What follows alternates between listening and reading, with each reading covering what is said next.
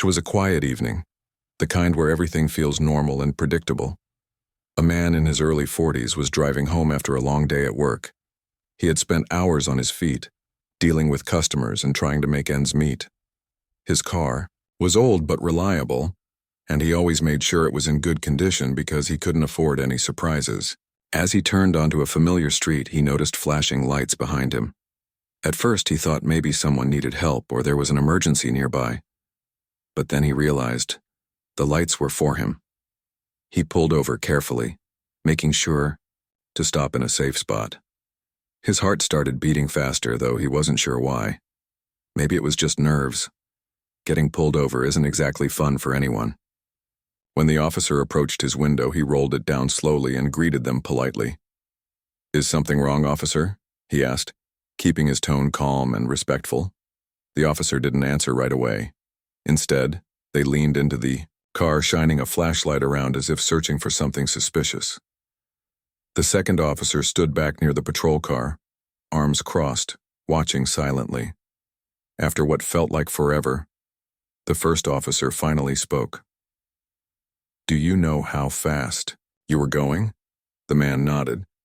"I think I was within the limit," he replied honestly. "But if I wasn't, I apologize. I didn't mean to break any rules." This response seemed to irritate the officer. They glanced at their partner before turning back to the driver. "You don't sound too sure about that," they said sharply. Then came more questions that didn't seem related to speeding at all. Where was he coming from? Where was he headed? Did he have anything illegal in the car? Each question came quicker than the last, and the man could feel the tension rising. He tried to stay composed, answering every question clearly and without hesitation. But no matter how polite he was, the officers grew more aggressive. One of them accused him of acting suspiciously, even though he hadn't done anything out of the ordinary. "We see this all the time," the officer muttered, shaking their head. "People think they can get away with reckless behavior." By now the man was confused and frustrated. He hadn't broken any laws, yet here he was being treated like a criminal. When he asked why they were treating him this way, things got worse. The officers exchanged glances, almost like they were sharing some private joke at his expense. One of them smirked and said, "Don't worry, we'll figure out what you're hiding." Before he knew it, handcuffs were clicked around his wrists, and he was being led to the back of the patrol car. Humiliation washed over him as neighbors peeked through their curtains, witnessing the scene unfold. All he could do was sit there, staring out the window, wondering how this had happened. How could such a routine drive home turn into something so degrading? At the station, things only got worse. The same officers who had arrested him continued to mock him, making snide comments about his clothes, the way he talked, and even his job. Someone joked about how people like him always ended up in trouble. It was clear these remarks weren't just about this particular situation. They carried a deeper meaning, one rooted in prejudice and bias. Every word stung, cutting deeper than any physical restraint ever could. Despite everything, the man kept his composure. He refused to give them the satisfaction of seeing him lose control. Deep down, however, he felt powerless. Here he was, an ordinary person just trying to live his life, and yet he was being treated like less than human. It was a feeling he'd experienced before, though never quite like this. This time it hit harder because it was happening in front of strangers, people whose opinions mattered in ways he couldn't control. Hours passed before he was finally released on bail. Walking out of the station, he took a deep breath, letting the cool night air fill his lungs. For a moment, he allowed himself to believe that this nightmare was over. Little did he know, this was only the beginning of a much bigger story, one that would change not only his life but also the lives of those who had wronged him. The days following the arrest dragged on like a never-ending storm. The man couldn't shake off the weight of what had happened. Every time he replayed the events in his mind, anger and frustration bubbled up inside him. He knew he hadn't done anything wrong, yet he'd been treated as if he were guilty from the start. It wasn't just about the arrest. It was the way they spoke to him, the mocking tone, the assumptions they made without knowing a single thing about him. Finally, the day of the court hearing arrived. The man woke up early, dressed carefully, and prepared himself mentally for what lay ahead.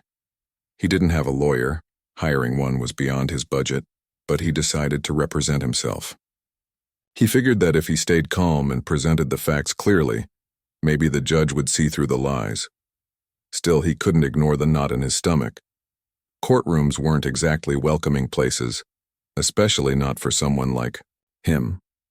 When he walked into the small courtroom, it felt suffocating. The air was thick with tension, and the fluorescent lights overhead buzzed faintly, adding to the unease.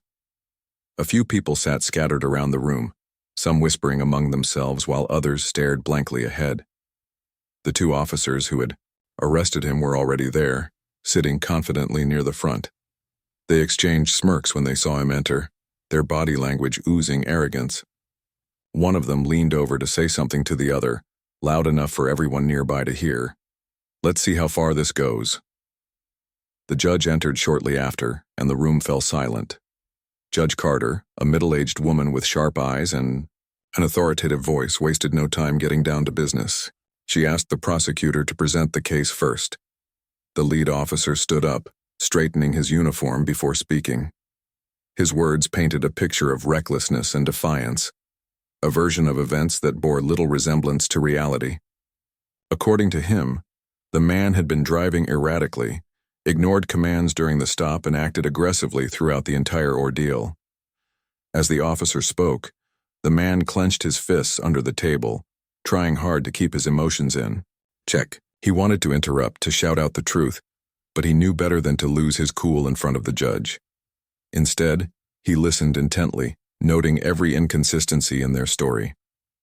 When it was finally his turn to respond, he took a deep breath and began explaining his side calmly. He pointed out that there was no evidence of reckless driving, that he had complied fully with their instructions, and that the accusations against him were baseless. But the officers weren't listening. In fact, they seemed almost amused by his efforts. As he spoke, one of them whispered loudly enough for others to overhear, "This guy thinks he's smart." Another muttered, "He'll never win against us." Their dismissive attitude grated on him, making it harder to focus. It was as if they believed they were untouchable, completely above accountability. Despite his best efforts, the man could tell that the judge was skeptical. Maybe it was the confidence of the officers or the lack of concrete evidence on his part. Whatever the reason, he braced himself for the worst. Just as Judge Carter opened her mouth to deliver her verdict, the courtroom doors swung open with a loud creak. Everyone turned to look, startled by the unexpected interruption. In walked a tall figure dressed in a crisp suit, exuding authority with every step. The man recognized him immediately, the newly appointed police chief who had recently taken charge of the department. Whispers rippled through the room as people realized who it was. Some leaned forward, curious about why such a high-ranking official would show up unannounced. Others glanced nervously at the officers seated near the front, sensing that something significant was about to happen. The police chief moved toward the front of the room, taking a seat close enough to observe the proceedings closely. His presence alone shifted the energy in the courtroom. The officers, who moments ago had been so cocky, suddenly looked uneasy. They shifted in their seats, avoiding eye contact with the man now sitting just a few feet away. For the first time since the hearing began, the man felt a flicker of hope. Something about the police chief's demeanor suggested that justice might still be within reach. Judge Carter paused briefly, acknowledging the newcomer with a nod before continuing. After hearing both sides, she ultimately dismissed the charges, due to insufficient evidence. Relief washed over the man, though it was bittersweet. Winning the case didn't erase the humiliation he'd endured, or the injustice he'd faced. And judging by the scowls on the officers' faces, they weren't happy about losing either. As they left the courtroom, one of them muttered under his breath, "Guess you got lucky today." Little did they know, luck had nothing to do with what was about to unfold next. The courtroom doors had barely closed behind the two officers before the atmosphere shifted entirely. The newly appointed police chief, still seated near the front, remained quiet for a moment, his sharp eyes scanning the room. He didn't say a word as people began to shuffle out, but there was an unmistakable intensity in his gaze that made everyone uneasy. The man who had just won his case lingered near the exit, watching the chief with cautious curiosity. Something about the way he carried himself, calm yet commanding, made it clear this wasn't someone to be taken lightly. When most of the crowd had dispersed, the chief finally stood up. His movements were deliberate, each step measured, as if he were weighing every decision carefully. He approached Judge Carter, exchanging a few words with her in a low voice. Whatever they discussed, it seemed serious. The judge nodded solemnly, occasionally glancing toward the man standing nearby. After their brief conversation, the chief turned and walked directly toward him. For a moment, the two men simply looked at each other. There was no need for introductions. They already knew who the other was. The chief extended his hand, which the man hesitated to shake. Not because he didn't want to, but because he wasn't sure what to make of the situation. "I'm sorry you had to go through that," the chief said firmly, his tone leaving no room for doubt about his sincerity. "What happened here today is unacceptable." The man blinked, caught off guard by the unexpected kindness. For days, he'd felt like nothing more than a pawn in someone else's game. Now, standing face to face with one of the most powerful figures in law enforcement, he found himself struggling to find the right words. "Thank you," he managed to say after a pause, "but why are you here?" The chief let out a small sigh, his expression softening slightly. "Because I take my job seriously," he replied, "and because I believe in fairness. Not just for some people, but for everyone." He paused, studying the man closely. "You handled yourself well in there, calm, respectful, even when they were trying to provoke you. That takes strength." It was a simple compliment, but it meant the world to the man. In a sea of hostility and bias, those few words felt like a lifeline. Still, he couldn't help but wonder what this meeting was really about. Was the chief just being polite, or was there something bigger at play? As if reading his thoughts, the chief continued, "Listen, I know you've been through a lot, and I'm not going to pretend I can undo what's already been done, but I can promise you this. Those officers will answer for their actions. No one deserves to be treated the way they treated you." The man nodded slowly, absorbing the weight of the chief's words. It was hard to believe after everything he'd experienced that someone in authority actually cared.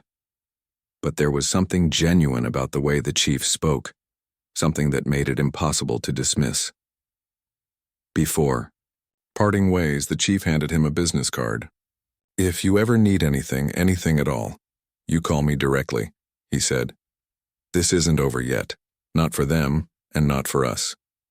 With that, he turned and left the courtroom, leaving the man standing there, clutching the card tightly in his hand. The next morning, news of the chief's arrival at the courthouse spread quickly through the police department. Officers gathered in clusters, whispering nervously about what it might mean. Some claimed it was just a coincidence, while others suspected the chief had come specifically to address the behavior of the two officers involved in the case. Tension hung heavy in the air as everyone waited for the inevitable fallout. At exactly 8 a.m., the chief called an emergency meeting. Dozens of officers filed into the briefing room, their usual banter replaced by uneasy silence. When the chief stepped up to the podium, the room went completely still. He didn't waste time with pleasantries. "Yesterday, I witnessed something deeply troubling during a court hearing," he began, his voice steady but laced with authority. "Two officers from this department disrespected and belittled a citizen, not only during an arrest but also in open court. Their conduct was unprofessional, unethical, and unacceptable." The room erupted into murmurs. Everyone knew exactly who he was talking about, though no one dared to speak up. The chief held up a hand, silencing the chatter instantly. "Let me make one thing clear," he continued. "We are here to serve and protect, not to intimidate or humiliate. If anyone thinks otherwise, they don't belong in this uniform." His words hit like a punch to the gut. For years, certain officers had operated under the assumption that their badges gave them immunity from consequences. They believed they could act however they wanted, especially toward people they deemed less important. But now, standing before them was someone who refused to tolerate such behavior, a leader determined to change the culture from the ground up. The chief went on to describe the events of the trial in detail, recounting how the officers had mocked the man openly, even after the charges were dismissed. They laughed at him, he said, his voice rising slightly. They treated him like he was worthless, like he didn't matter. But guess what? He matters. Every single person we encounter matters. And if we can't treat them with basic human decency, then we've failed, not just as officers, but as human beings. By the time he finished speaking, the room was dead silent. Even the toughest veterans looked shaken, avoiding eye contact with the chief. Then came the moment everyone had been dreading. Effective immediately, he announced. Those 2 officers are suspended pending a full investigation. Additionally, mandatory sensitivity training will be implemented for every member of this department. This is non-negotiable. A collective gasp rippled through the crowd. Suspensions were rare, and investigations even rarer. Clearly, the chief meant business. As officers filed out of the room, whispers filled the hallways. Some supported the decision, arguing that it was long overdue. Others grumbled, accusing the chief of being too harsh. But regardless of where they stood, one thing was undeniable. Things were about to change. Later that afternoon, the chief sat alone in his office, staring at a photo on his desk. It was an old picture of 2 young boys smiling brightly, their arms slung around each other's shoulders. One of them was him. The other was the man from the courtroom. Brothers separated by blood but united by shared struggles. He sighed heavily, leaning back in his chair. Taking this job hadn't been an easy decision. He knew the challenges he'd face, the resistance he'd encounter from those unwilling to adapt. But moments like this reminded him why he'd accepted the role in the first place. Justice wasn't just a concept, it was a responsibility. And as long as he wore the badge, he vowed to uphold it with integrity. Outside his window, the city buzzed with life. People hurried along sidewalks, cars honked in traffic, and somewhere out there his brother was navigating the aftermath of a traumatic experience. The road ahead wouldn't be easy for either of them, but together they had a chance to turn pain into purpose and maybe, just maybe, inspire others to do the same. The days that followed the chief's announcement were unlike anything the police department had ever seen. Suspensions, investigations, and mandatory training sessions became the talk of the precinct. Officers who had once swaggered through the halls now moved cautiously, their usual bravado replaced by nervous glances over shoulders. Some grumbled about how things were changing too fast, while others quietly admitted it was about time someone stepped in to clean up the mess. For the 2 officers involved in the courtroom incident, life took a sharp turn. Stripped of their badges and guns, they were confined to desk duty, a punishment that felt worse than any fine or demotion. Every day they sat at their desks, staring blankly at piles of paperwork, replaying the events of the trial in their minds. They couldn't shake the image of the police chief walking into that courtroom, his presence looming large as he listened to their sneering comments. It haunted them, not just because they'd been caught, but because they realized they'd underestimated the man they mocked. Meanwhile, the man from the trial found himself caught between relief and lingering anger. Winning the case didn't erase the humiliation he'd endured. The memory of being handcuffed, ridiculed, and treated like less than human still burned inside him. He tried to focus on work, on spending time with family, on keeping his head down and moving forward. But no matter how hard he tried, he couldn't escape the weight of what had happened. Nights were the hardest. Lying awake, he replayed the arrest in his mind, wondering if there was something, anything he could have done differently to avoid the situation altogether. One evening, as he sat alone in his living room, his phone buzzed. It was a text message from his brother, the police chief. "How are you holding up?" It read simply. The man stared at the screen for a long moment before replying. "I'm okay," he typed back. "Just processing everything." A few minutes later, his phone rang. On the other end, his brother's voice came through, warm and steady. "Listen," the chief said, "I know this has been tough. I wish I could tell you it'll get easier overnight, but it won't. What happened to you wasn't fair and it shouldn't have happened. But we can use this moment to make things better. For you, for me, and for everyone else who's been treated the way you were. The man sighed, running a hand over his face. It's not just about me, though, he replied. What about all the people who don't have someone like you looking out for them? Who don't have a badge or a title to protect them? His brother paused, then spoke softly. That's exactly why we need to keep fighting. One person can't fix everything, but together we can start making changes. You've got a story now, a powerful one, and stories like yours have the power to open eyes and change hearts. If you're willing, I want you to share it. Not just with me, but with the world. At first, the idea seemed overwhelming. The thought of standing in front of strangers and reliving the pain of the arrest made his stomach churn. But as he talked more with his brother, something began to shift inside him. Maybe this wasn't just about him anymore. Maybe it was about using his experience to help others who had faced similar struggles. Slowly, hesitantly, he agreed. Back at the precinct, the chief wasted no time implementing reforms. Mandatory sensitivity training sessions became a weekly requirement, led by experts in racial equity and community relations. Officers sat through hours of lectures, workshops, and role-playing exercises designed to challenge their biases and teach them how to interact with the public respectfully. At first, many resisted, rolling their eyes or muttering complaints under their breath. But as the weeks went on, some started to see the value in what they were learning. Body cameras also became a non-negotiable part of the job. Every officer was required to wear one during every shift, with strict rules about when they could and couldn't be turned off. The chief made it clear, transparency wasn't optional. If the department wanted to rebuild trust with the community, accountability had to come first. Despite these efforts, not everyone was happy. A small group of veteran officers banded together, complaining loudly about how the chief was softening the force. They argued that policing was inherently dangerous, and that showing weakness would only embolden criminals. Their resistance created tension within the ranks, pitting newer recruits against old-timers in heated debates about the future of law enforcement. But the chief stood firm. In meetings, he reminded everyone why they wore the badge in the first place. We aren't here to rule over people, he said. We're here to serve them, to protect them. And if we lose sight of that, then we've failed, not just as officers, but as human beings. As the weeks turned into months, the city began to notice a difference.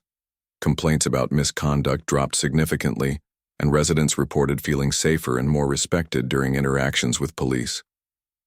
Community meetings, once sparsely attended, now drew crowds eager to engage in constructive dialogue. Even local media picked up on the positive changes, praising the chief for his leadership and commitment to reform. For the man at the center of it all, life slowly began to stabilize. He started attending those community meetings, sharing his story with anyone willing to listen. At first, it was difficult. Standing in front of strangers and recounting the details of his arrest brought back waves of emotion. But as he spoke, he noticed something remarkable happening. People nodded along, their faces reflecting empathy and understanding. Some even approached him afterward, thanking him for speaking out and sharing their own experiences of mistreatment. For the first time in a long while, he felt like he wasn't alone. His brother, the chief, was always nearby, offering quiet support whenever needed. Together, they worked tirelessly to bridge the gap between law enforcement and the community. They organized town halls, hosted panel discussions, and collaborated with local leaders to address systemic issues head-on. It wasn't easy, and progress was slow, but both men knew they were laying the foundation for something bigger than themselves. One evening, after a particularly successful community event, the two brothers sat together on the porch of the chief's house. The sun was setting, painting the sky in shades of orange and pink. For a while, neither of them spoke. They simply sat there, enjoying the quiet and the sense of accomplishment that came with knowing they were making a difference. Finally, the chief broke the silence. "Do you think we're doing enough?" he asked, his voice tinged with doubt. The man smiled faintly. "Probably not," he admitted. "But we're doing something. And sometimes that's all it takes to start a movement." The chief chuckled softly, nodding in agreement. "You're right," he said. "We may not fix everything, but we can sure try." And with that, they sat in comfortable silence, watching the stars appear one by one in the darkening sky. The road ahead would still be long and challenging, but for the first time in a while, they allowed themselves to feel hopeful. Change was possible. It just took courage, determination, and a willingness to stand up for what was right. Months had passed since the courtroom incident, and the city was beginning to feel different. The changes brought about by the police chief were starting to take root, not just within the department, but in the community as well.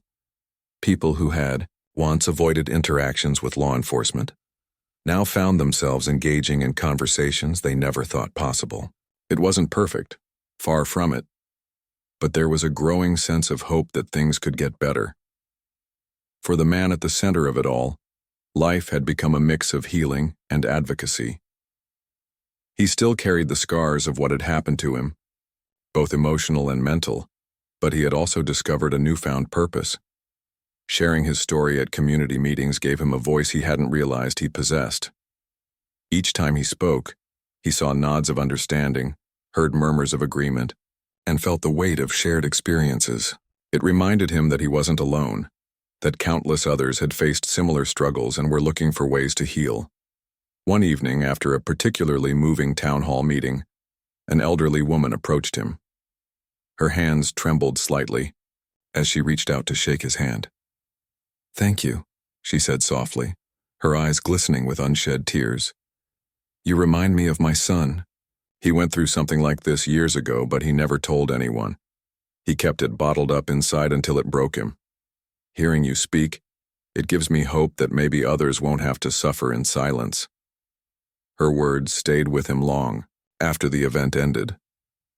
They lingered in his mind as he drove home, replaying over and over again. For so long, he had focused on his own pain, his own anger, his own desire for justice. But now he realized his story wasn't just about him anymore. It was about everyone who had been silenced, dismissed, or mistreated.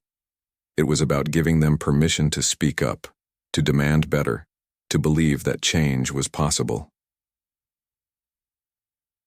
Back at the precinct, the two officers suspended following the trial returned to work under strict supervision. Their badges and guns were reinstated, but trust was harder to earn back. Every move they made was scrutinized, not just by their colleagues, but by the public as well. Some officers resented the extra attention, whispering that the department was being too harsh. Others argued that it was necessary, that accountability was the only way to rebuild credibility. The two men struggled to adjust.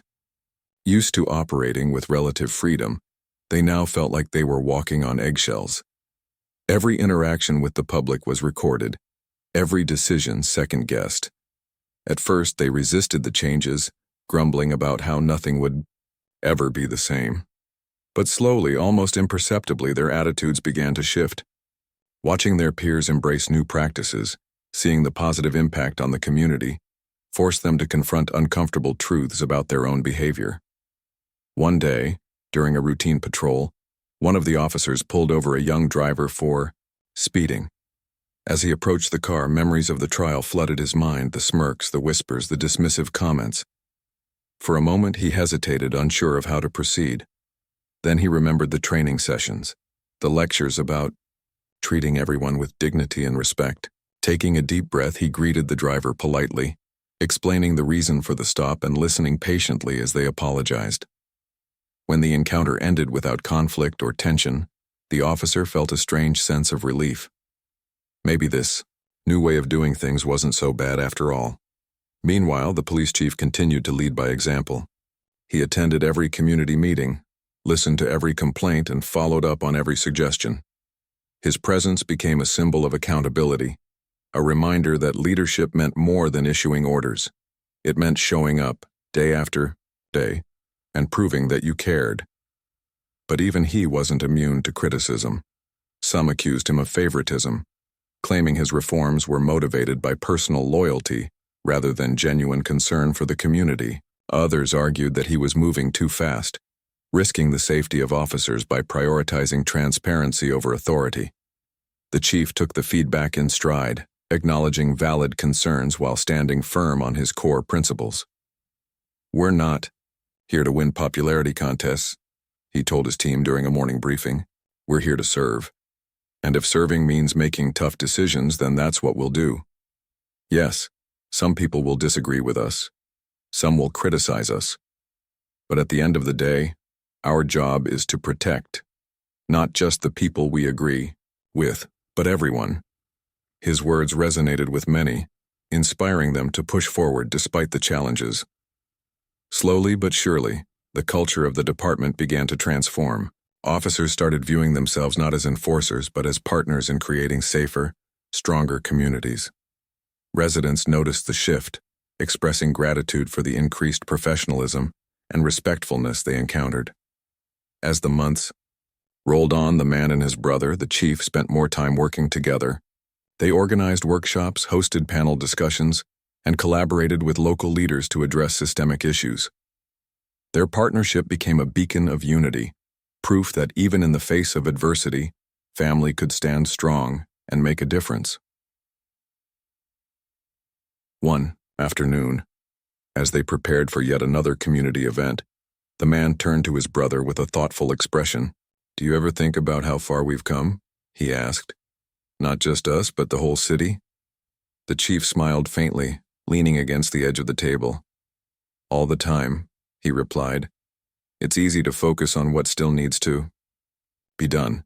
But when you step back and look at where we started, yeah, I think we've come a long way." The man nodded, letting the silence stretch between them for a moment.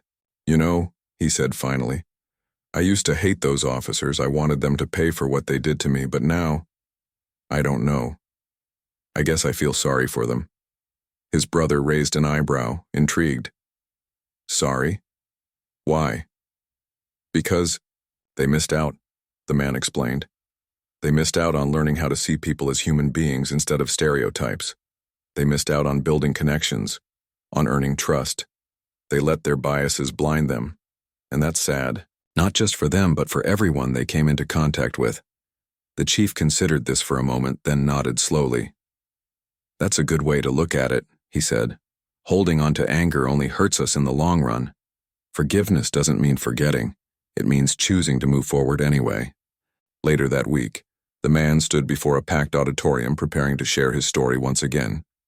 As he scanned the crowd, he noticed familiar faces, people who had attended previous events, eager to hear more about the progress being made.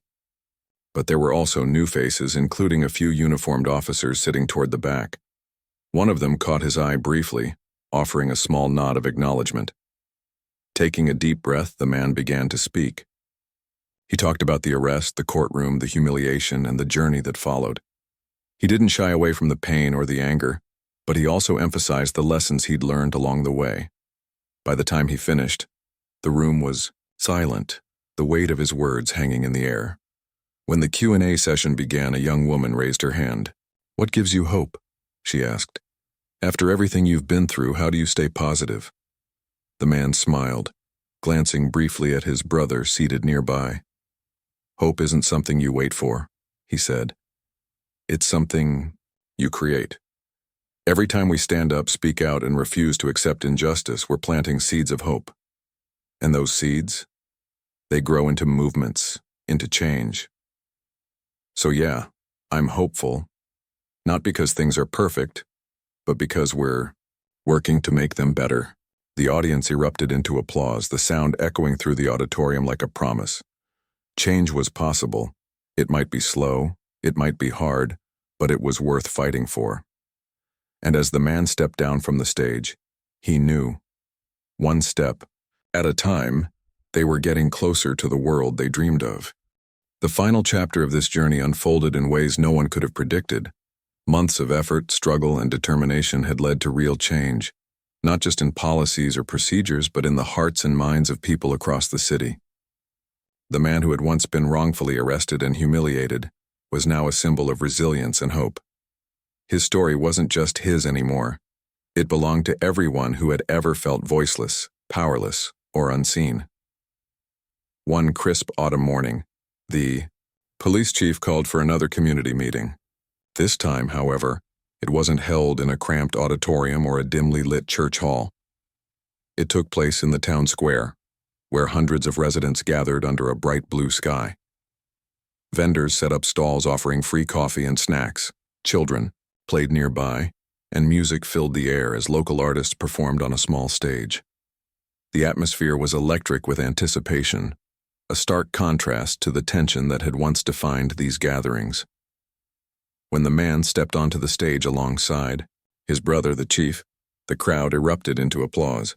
He waved briefly, then turned to face the microphone. For a moment, he simply stood there, taking in the sea of faces before him. Some were familiar, friends, neighbors, fellow advocates, but many were strangers, drawn by curiosity or word of mouth about the changes happening in their city. "Thank you all for being here today," he began, his voice steady despite the nerves fluttering in his chest. "A year ago, I never imagined I'd be standing where I am now. A year ago, I didn't think anyone would care about what happened to me. But look at us today, look at what we've built together." He paused, letting his words sink in. The crowd grew quiet, hanging on every syllable. "What happened to me wasn't fair. It wasn't right. And if I'm honest, part of me will always carry that pain.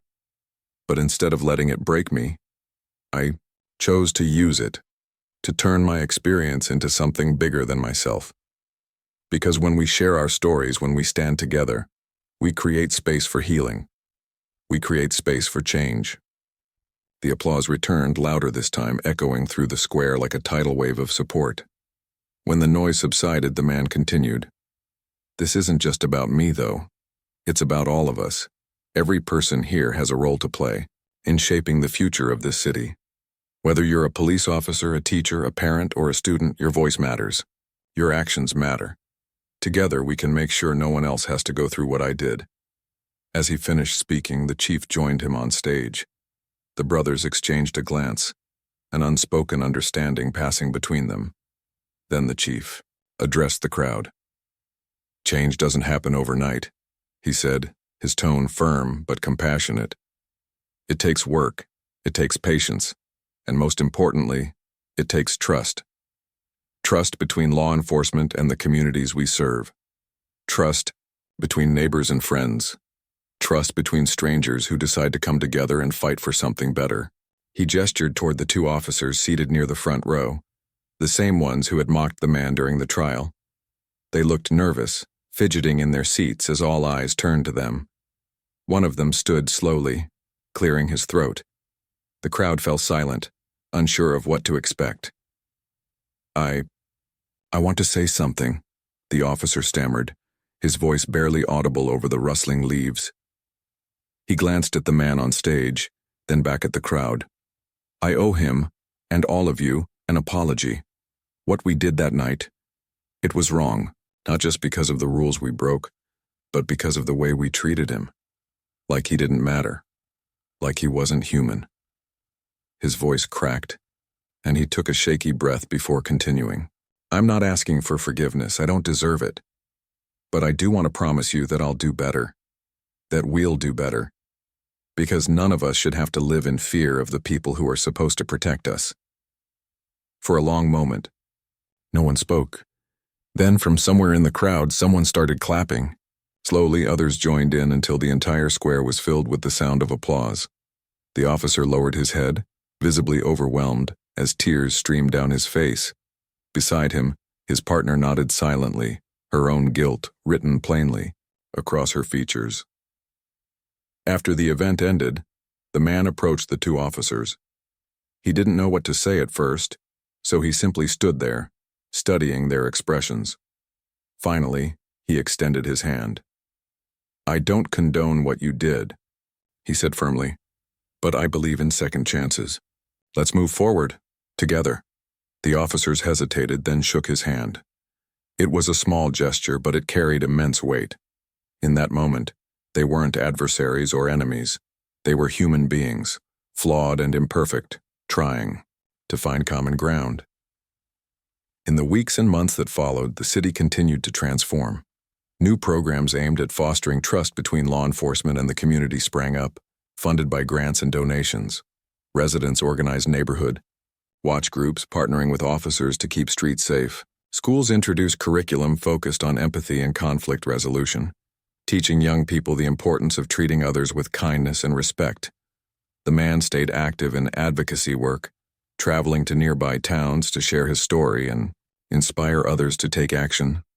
His brother, the chief, remained a steadfast ally, using his position to push for reforms not just locally, but statewide. Together, they proved that change was possible, even in places where it seemed impossible. On a quiet evening several months later, the two brothers sat side by side on the porch of the chief's house. The sun dipped below the horizon, painting the sky in shades of gold and crimson.